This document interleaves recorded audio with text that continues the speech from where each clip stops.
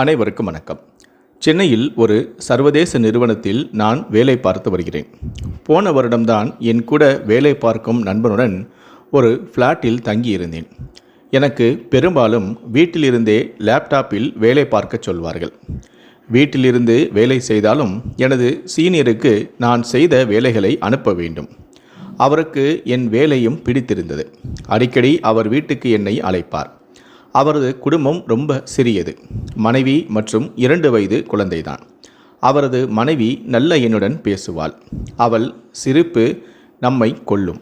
சுமார் 5.5 அடி உயரத்திலும் வட்டமான முகமும் மாநிறத்திலும் இருப்பாள். சீனியரின் மனைவியின் பெயர் பூஜா. அவங்க வீட்டுக்கு செல்லும்போது எல்லாம் என்னை நன்றாக பார்த்தும் கொள்வாள்.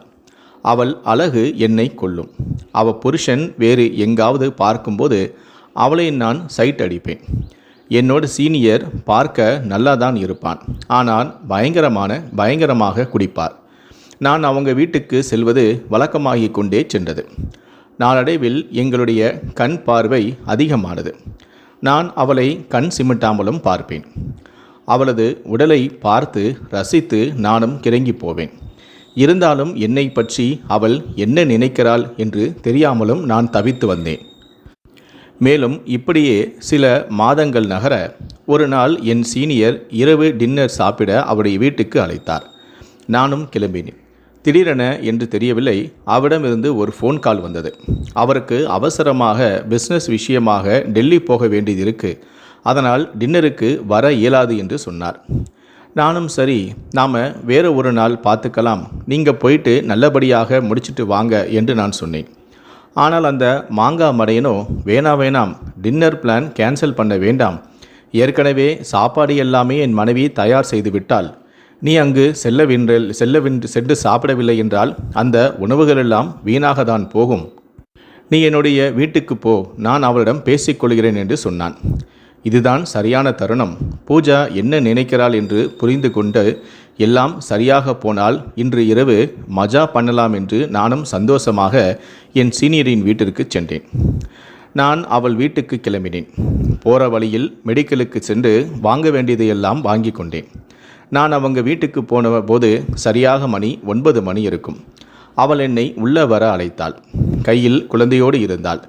ஏற்கனவே சாப்பாடும் தயார் நிலையில் இருந்ததால் இருவரும் நேராக சாப்பிட டைனிங் டேபிளுக்கு சென்றோம். வந்த உடனே நமக்கு சாப்பாடு போடுறாளே, ஒருவேளை சீக்கிரமாக சாப்பிட்டுவிட்டு என்னை அனுப்பிவிட்டு அவள் தூங்க வேண்டும் என்று நினைக்கிறாளோ என்று நானும் வருத்தப்பட்டேன். ஆனால் அதனை நான் முகத்தில் காட்டிக்கொள்ளவும் இல்லை. பின்னர் நான் சீக்கிரமாகவே சாப்பிட்டு முடித்துவிட்டு கிளம்பாமல் கொஞ்ச நேரம் சோபாவில் போய் அமர்ந்தேன். கொஞ்ச நேரம் கழித்து அவளும் வந்து என் எதிரே அமர்ந்தாள். அவளுடைய குழந்தை எங்களுக்கு இடையே விளையாடி கொண்டிருந்தது. நான் முதலில் பேச ஆரம்பித்தேன். எனது சீனியரை பற்றி நான் புகழ்ந்து பேச ஆரம்பித்தேன். அவர் ரொம்ப பொறுமையானவர், திறமையானவர் என்று சொல்ல, அவளும் ஆமாம் அவர் அப்படிதான் என்று சொல்லிவிட்டு, வேலையில் மட்டும் அப்படி இருந்தால் போதுமா என இரட்டை அர்த்தத்தில் பேசினாள். இதை கேட்டு நான் ஆச்சரியத்துடன் என்ன ஆச்சு என்று நான் கேட்டேன். அவர் எப்போ பார்த்தாலும் குடிச்சிக்கிட்டே இருக்காரு, அது எனக்கு சுத்தமாக பிடிக்கல என்று அவள் சொன்னார். இந்த நேரத்தில் நானும் கொஞ்சம் எண்ணெயை ஊற்றி எரிய வைத்தேன். உங்களுக்கு இன்னும் வேற எண்ணெல்லாம் பிடிக்கவில்லை என்றும் நானும் கேட்டேன். சில விஷயங்கள் பேச முடியாது என மறைமுகமாக சொன்னாள். அந்த கஷ்டத்தை என்னால் மட்டும்தான் அனுபவிக்க முடியும் என்றும் சொன்னாள். அவள் இப்படி சொல்லும்போதே என் உள்ளுக்குள் சந்தோஷம் ஏற்பட்டது. அவள் கணவனிடமிருந்து போதிய இன்பம் அவளுக்கு கிடைக்கவில்லை என்பதையும் நான் புரிந்து கொண்டேன். அதைதான் இவள் என்னிடம் மறைமுகமாக சொல்கிறாள் என்பதும் எனக்கு புரிந்தது. நானும் புரியாதது போல, நீங்கள் என்ன சொல்லுங்க வரீங்க என்று எனக்கு புரியுது, அவர் குடிக்கும்போது நீங்கள் எவ்வளோ கஷ்டத்தில் இருப்பீங்க என்று எனக்கு புரியும் என்று சொன்னேன். அப்போது அவள் குழந்தை அழ ஆரம்பித்தாள். அவள் குனிந்து அவளை பிடிக்க நான் அவளுடைய உடல் அழகை பார்த்து ரசித்து கொண்டிருந்தேன். ஆனால் அவள் வேகமாக அதை புரிந்து கொண்டு என்னை ஒரு பார்வை பார்த்தாள். நான் அவளை பார்த்ததை அவள் பார்த்து விட்டாள். உடனேயே குழந்தையை தூக்கி அவள் நிமிர்ந்து அமர்ந்தாள். சரி, குழந்தை தூங்குகிற நேரம் வந்துடுச்சு என்று அவள் சொல்ல எனக்கு ஏமாற்றமாக இருந்தது. அங்கிருந்து செல்ல எனக்கு மனமும் இல்லை. இருந்தாலும் சரி, நான் கிளம்புகிறேன் என்று சொன்னேன். உடனே அவளோ, இல்லை இல்லை, கொஞ்சம் நேரம் பொறு, நான் குழந்தையை தூங்க வைத்துவிட்டு வந்து விடுகிறேன், நாம் கொஞ்ச நேரம் பேசலாம் என்று சொன்னாள். அப்போது எனக்கு ரொம்ப ஆறுதலாக இருந்தது. அவள் உடனே குழந்தையை தூக்கி கொண்டு ரூமுக்கு சென்றாள். குழந்தையை தூங்க வைத்துவிட்டு சுமார் 15 நிமிடங்கள் கழித்து வந்தாள். என்ன, குழந்தை தூங்குவதற்கு முன்பு கிளம்புறேன்னு சொன்ன, என்ன நினச்சிக்கிட்டு இருக்க உன் மனசில் என்று சொல்லி என் அருகில் வந்து சொல்லு என்று, உனக்கு என்ன வேணும்? உன் முகத்தை பார்த்தாலே எனக்கு தெரியுது உனக்கு என்ன வேணும் என்று என்னை பார்த்து கேட்டாள். நானும் அதிர்ச்சியானேன். நான் அவளை விரும்புகிறேன் என்றும் அவளோடு தனிமையில் இருக்க ஆசைப்படுகிறேன் என்பது அவளுக்கு புரிந்திருந்தது. அதைதான் அவள் இவ்வாறு கேட்கிறாள் என்பதையும் நான் உணர்ந்து கொண்டேன். நான் கொஞ்சம் தைரியத்தை வரவழைத்து கொண்டு அவளுடைய கையை பிடித்தேன். அவளோ சிரித்தாள். இதுதான் சரியான நேரம் என்று அவளை அணைத்து கொண்டு அவளுடைய முகம் முழுக்க நான் முத்தம் கொடுத்தேன். அவளும் பதிலுக்கு எனக்கு முத்தம் கொடுக்க, அப்போதுதான் அவளுக்கும் என் மீது ஆசை இருப்பதை நான் உணர்ந்து கொண்டேன். அதன் பிறகு அப்படியே அவளை தூக்கி கொண்டு படுக்கை அறைக்கு சென்று எங்களுக்குள் என்ன நடக்க நாங்கள் விரும்பினோமோ அது அன்று நடந்தது. நானும் அன்று தயாராக தான் வந்திருந்தேன். அதனால் நாங்கள் இருவரும் பாதுகாப்பான முறையில் அன்று இருவரும் ஒன்று சேர்ந்தோம். அந்த சம்பவத்துக்கு பிறகு நாங்கள் இருவரும் ரொம்ப நெருக்கமானோம். அதன் பிறகு நானும் அவளும் அடிக்கடி சனிமையில் சந்தித்து உல்லாசமாக இருக்க ஆரம்பித்தோம். அவளுடைய கணவனோ குடிகாரன் என்பதால் அவளுடைய உடல் தேவையை நானும் பூர்த்தி செய்து கொண்டிருந்தேன். எனக்கு வீட்டிலிருந்தே வேலை செய்யக்கூடிய வேலை என்பதால் என் சீனியர் வீட்டில் இல்லாத சமயங்களிலெல்லாம் பூஜா எனக்கு ஃபோன் செய்து என்னை வீட்டுக்கு அழைப்பாள். நானும் வீட்டுக்கு செல்வேன். அவருடைய குழந்தைக்கும் 2 வயது தான் இருக்கிறது என்பதால் எங்களுக்கு எந்தவிதமான இடையூறும் இல்லை. அதனால் அவள் சீக்கிரமாகவே குழந்தையை தூங்க வைத்து விடுவாள். நானும் அவளுடைய வீட்டுக்கு சென்று அவளுடன் உல்லாசம் அனுபவித்து வந்து கொண்டிருந்தேன். இப்படியே எங்களுடைய தகாத உறவு தொடர்ந்து கொண்டே இருந்தது. இன்னொரு புறம் அவருடைய கணவர், அதாவது என்னுடைய சீனியர், குடிப்பழக்கத்துக்கு ரொம்ப அதிகமானார். அவர் முன்பை விட இப்போது அதிகமாக குடிக்க ஆரம்பித்து விட்டார். முன்பெல்லாம் கொஞ்சமாக குடித்தாலே அவருக்கு போதையாகிவிடும். தற்போது அந்த அளவில் அவருக்கு போதை ஏறவில்லை என்று தற்போது போதைக்காகவே அதிகமாக குடிக்க ஆரம்பித்து விட்டார். இதனால் அவருடைய உடல்நலமும் பாதித்தது. நானும் பூஜாவும் தினமும் உல்லாசமாக இருக்க ஆரம்பித்தோம். உல்லாசமாக இருக்கும் நேரத்தை தவிர நாங்கள் இருவரும் நீண்ட நேரம் செல்போனில் பேசியும் வந்தோம்.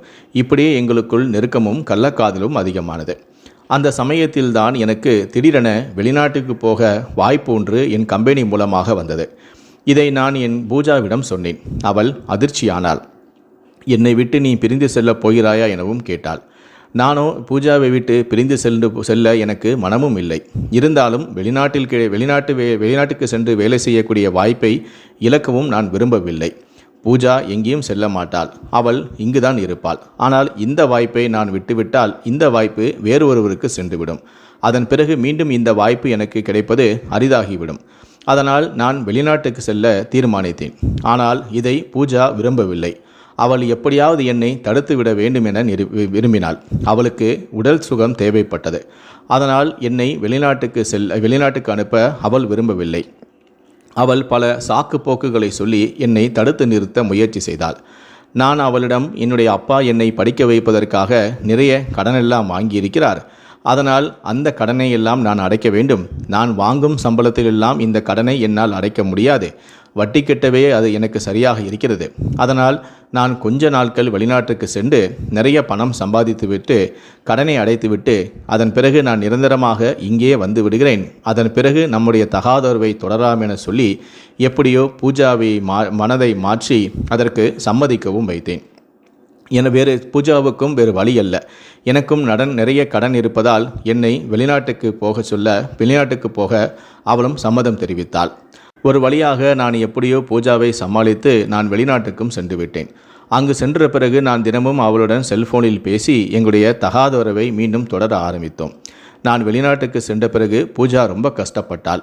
நானும் பூஜாவும் தினமும் உல்லாசம் அனுபவித்து வந்தோம். திடீரென என்னை பிரிந்ததால் அவளால் அதை தாங்கிக் கொள்ள முடியவில்லை. அவள் ரொம்ப கஷ்டப்பட்டாள். ஒவ்வொரு நாளையும் சமாளிக்க முடியாமல் அவளும் திணறினாள். அடிக்கடி என்னிடம் ஃபோனில் பேசும்போதெல்லாம் இதனை சொல்வாள். நீ எப்போது சீக்கிரமாக ஊருக்கு வருவாய்? உன்னை நேரில் பார்க்க வேண்டும் என நான் ஆசைப்படுகிறேன். நீ எப்போது வருவாய்? அல்லது மாதத்திற்கு ஒரு முறையாவது ஏதாவது ஒரு சாக்குப்போக்கு சொல்லி ஊருக்கு வந்துவிட்டு போ. என்னால் நீ இல்லாமல் இருக்க முடியவில்லை என்று சொல்லி அழுவாள். நானும் எப்படியோ சொல்லி சமாளித்து வந்தேன். ஒரு கட்டத்தில்தான் பூஜாவுக்கு நான் இல்லாமல் இருக்க முடியாது என்பதை உணர்ந்து தன்னுடைய தகாத உறவுக்கு இடையராக இருக்கக்கூடிய கணவனை கொலை செய்யவே அவள் முடிவு செய்தாள். இது குறித்து அவள் என்னிடமும் சொன்னாள். என் கணவன் தினமும் குடிக்கு அடிமையாகிவிட்டார். அவளால் என்னுடைய வாழ்க்கையே பாழாகிவிட்டது. நானும் நீயும் திருமணம் செய்து கொண்டு சந்தோஷமாக வாழலாம் எனவும் எனக்கு தினமும் ஃபோன் செய்து அழுதாள். அவள் அழுது என்னுடைய மனதையும் மாற்றிவிட்டாள். எனக்கும் பூஜாவின் மீது ஆசையும் மோகமும் இருந்ததால் நானும் ஒரு கட்டத்தில் பூஜாவுடைய கணவனை, அதாவது சீனியரை கொலை செய்ய சம்மதம் தெரிவித்தேன். அதற்கு இன்னொரு காரணம் என்னவென்றால், நான் இப்போது வெளிநாட்டில் இருப்பதால் ஏதாவது ஒரு பிரச்சனையாகிவிட்டால் நான் மாட்ட மாட்டேன் என்று நான் நினைத்தேன். அதனால் பூஜாவின் பேச்சை கேட்டு நான் அவருடைய கணவரை கொலை செய்ய முடிவும் செய்தேன். அதன் பிறகு இது தொடர்பாக என் நண்பர்கள் 4 பேரிடம் இது குறித்து நான் பேசினேன். நான் உங்களுக்கு அதிகமாக பணம் தருகிறேன், கச்சிதமாக என் கள்ளக்காதலியின் கணவனை கொலை செய்து விடுங்கள் என்று நானும் அவர்களுக்கு ஆசை வார்த்தைகளை கூறினேன். என்னுடைய ஆசை வார்த்தைகளை கேட்டு மயங்கி போன என்னுடைய 4 நண்பர்களும் என் காதலியுடைய, அதாவது பூஜாவுடைய கணவனை கொலை செய்ய ஒப்புக்கொண்டனர். அதன் பிறகு இது குறித்து நான் பூஜாவிடமும் தெரிவித்தேன். அவளும் ரொம்ப சந்தோஷப்பட்டாள். அதன் பிறகு எப்படி என்னுடைய கணவனை கொலை செய்யலாம் என்று நாங்கள் திட்டமிட்டிருந்தோம். அந்த சமயம் பார்த்து திடீரென பூஜாவின் கணவனுக்கு உடல்நிலை மோசமானது.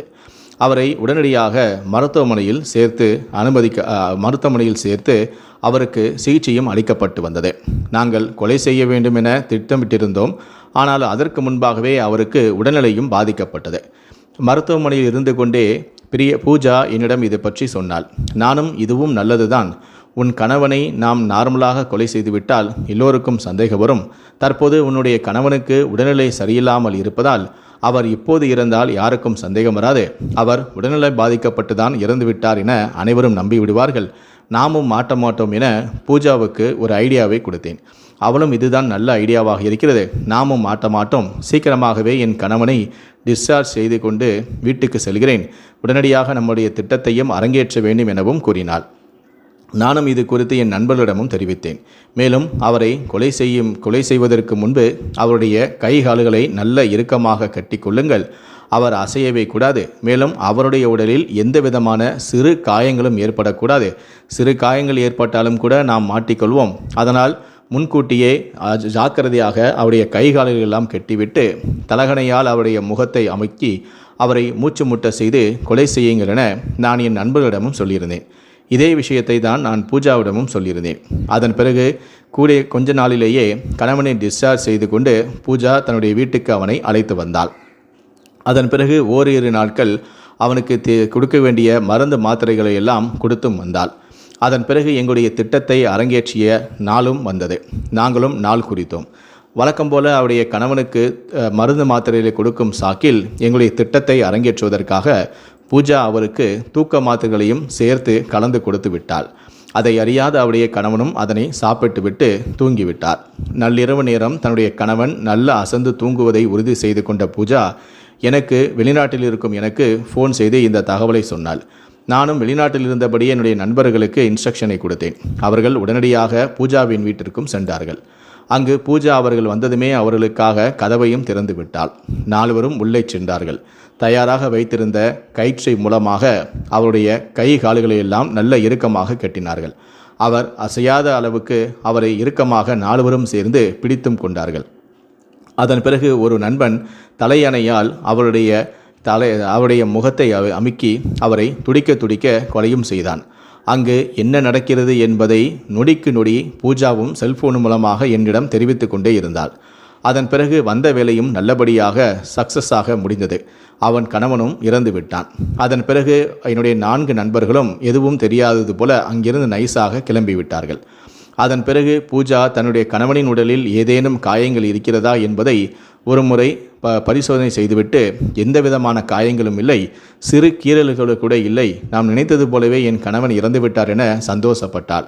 அதன் பிறகு பூஜா அவருடைய கணவனின் உடலுக்கு அருகிலேயே அமர்ந்து கொண்டு விடிய என்னிடம் பேசிக்கொண்டே இருந்தாள். நானும் அவளுடன் பேசிக்கொண்டு இருந்தேன். அதன் பிறகு விடிந்த பிறகு தன்னுடைய நாடகத்தை அவள் அரங்கேற்றினாள். காலையில் விடிந்ததுமே கத்தி கதறி கூச்சலிட்டாள். அவருடைய சத்தத்தை கேட்டு அக்கம் பக்கத்தில் உள்ளவர்களெல்லாம் ஓடி வந்தார்கள். என் கணவன் உடல்நலம் சரியில்லாமல் மூச்சு முட்டி பரிதாபமாக இறந்துவிட்டார் என கதறி அழுது நாடகம் ஆடினாள். அக்கம் பக்கத்தில் உள்ளவர்கள் எல்லாம் இவ்வளவு சின்ன வயசிலேயே இந்த பெண் கணவனை இழந்து விட்டாளே, தற்போது ஒரு குழந்தையுடன் கஷ்டப்படக்கூடிய சூழ்நிலையில் இருக்கிறாளே என பூஜாவை பார்த்து அனைவரும் வருத்தப்பட்டனர். அதே சமயம் இந்த தகவலானது பூஜாவின் கணவன் உறவினர்களுக்கும் சொந்த பெற்றோர்களுக்கும் தெரிவிக்கப்பட்டது. அப்போது அவர்களும் பதறி அடித்துக்கொண்டு வீட்டுக்கு வந்தார்கள். அப்போதுதான் அவருடைய பெற்றோருக்கு பூஜாவின் மீதே சந்தேகம் ஏற்பட்டது. காரணம், சம்பவத்தை நடந்துக்கு இரவுக்கு முன்புதான் பூஜாவின் கணவன், அதாவது சீனியர், அவருடைய பெற்றோர்களிடம் நல்லபடியாக பேசியிருந்தார். தற்போது தன்னுடைய உடல்நிலை நல்லாக இருப்பதாகவும் எனக்கு எந்தவிதமான பிரச்சனையும் இல்லை என்றும் கூறியிருந்தான்.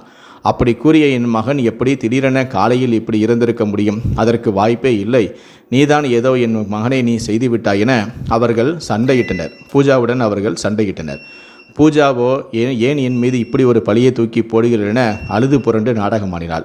ஆனால் பூஜாவினுடைய இந்த அழுகையை, நாடகத்தை சீனியருடைய பெற்றோர்கள் நம்பவில்லை. அவள் என்னுடைய மகனுக்கு நாங்கள் இறுதி சடங்கு செய்ய மாட்டோம், பிரேத பரிசோதனை செய்த பிறகுதான் எல்லாமே நடக்கும் என்று உறுதியாக கூறிவிட்டார்கள். உடனடியாக இது குறித்த தகவலானது போலீசாருக்கும் தெரிவிக்கப்பட்டது. போலீசாரும் உடனடியாக சம்பவ இடத்துக்கு வந்து சீனியருடைய உடலையும் கைப்பற்றி பிரேத பரிசோதனைக்காக எடுத்துச் சென்றனர். இதை அறிந்த நான் அதிர்ச்சியானேன். பிரேத பரிசோதனை செய்தால் கண்டிப்பாக நாம் மாட்டிக்கொள்வோமே, என்ன செய்வது என எனக்கு ஒன்றுமே ஓடவில்லை. பூஜாவுக்கும் ஒன்றும் புரியவில்லை. அதன் பிறகு பிரேத பரிசோதனையும் நடந்தது. அந்த பிரேத பரிசோதனை அறிக்கையில் அவர் இறப்பதற்கு முன்பு மூச்சு முட்டிதான் அவர் இறந்தார் என்றும், ஆனால் அது இயற்கையான மரணம் இல்லை என்றும் கூறப்பட்டிருந்தது. மேலும் அவருடைய உடலில் எந்தவிதமான காயங்களும் இல்லை என்றும் தெரிவிக்கப்பட்டது. அவர் கொலைதான் செய்யப்பட்டிருக்கிறார் என்பதையும் பிரேத பரிசோதனை அறிக்கையும் உறுதிப்படுத்தியது. இந்த அறிக்கை கிடைத்ததுமே போலீசார் தங்களுடைய விசாரணையை தீவிரப்படுத்தினர். அவர்களுக்கு முழுக்க சந்தேகமே பூஜாவின் மீதுதான். அதனால் பூஜாவை அழைத்து தங்களுடைய பாணியில் விசாரணையும் செய்தனர். மேலும் பூஜாவின் செல்போனையும் கைப்பற்றி ஆய்வும் செய்தனர். சம்பவத்தன்று பூஜா என்னிடம் நீண்ட நேரம் பேசியிருப்பதும், அடிக்கடி நானும் பூஜாவும் பேசியிருப்பதும், அனைத்து விஷயங்களையும் போலீசார் கண்டுபிடித்து விட்டனர். அதன் பிறகு பூஜாவிடம் நடத்திய கிடுக்குப்பிடி விசாரணையில் பூஜா அனைத்து உண்மைகளையும் சொல்லிவிட்டாள். அதன் அடிப்படையில் போலீசார் என்னுடைய நண்பர்கள் 4 பேரையுமே அதிரடியாக கைதும் செய்தனர். நானும் வெளிநாட்டில் இருப்பதால் என்னை கைது செய்யக்கூடிய நடவடிக்கையிலும் போலீசார் தீவிரமாக ஈடுபட்டனர். அதன் பிறகு என்னை வெளிநாட்டிலிருந்து வர வைத்து என்னையும் கைது செய்து அவரோடு சேர்த்து என்னை 2வது குற்றவாளியாக இந்த வழக்கில் சேர்த்து கொண்டு எனக்கும் தண்டனை கொடுத்து சிறையிலும் அடைத்து விட்டனர். இந்த சம்பவத்தை பற்றிய உங்களுடைய கருத்துக்களை கீழே இருக்கக்கூடிய கமெண்ட் செக்ஷனில் மறக்காமல் சொல்லுங்கள். நன்றி, வணக்கம்.